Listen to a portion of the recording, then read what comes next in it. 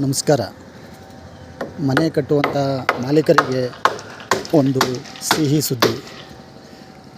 ಮನೆಯ ಅಂದವನ್ನು ಎಷ್ಟು ಚೆನ್ನಾಗಿ ಬಯಸುತ್ತೀರೋ ಅದೇ ರೀತಿಯಾಗಿ ಮನೆಗೆ ಅಂದವನ್ನು ಕೊಡ್ತಕ್ಕಂಥದ್ದು ಸ್ಟೇರ್ ಕೇಸ್.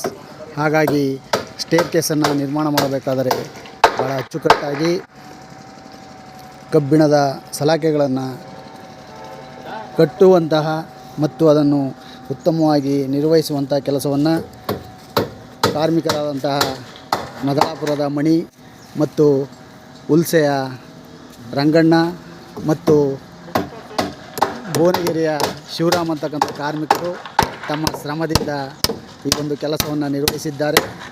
ಈ ಹಂತಗಳು ಸ್ಟೇರ್ ಕೇಸ್ ಅಂತಕ್ಕಂಥದ್ದು ಮನೆಗೆ ತುಂಬ ಅಂದವನ್ನು ನೀಡ್ತಕ್ಕಂಥ ಕೆಲಸವನ್ನು ಮಾಡುತ್ತೆ.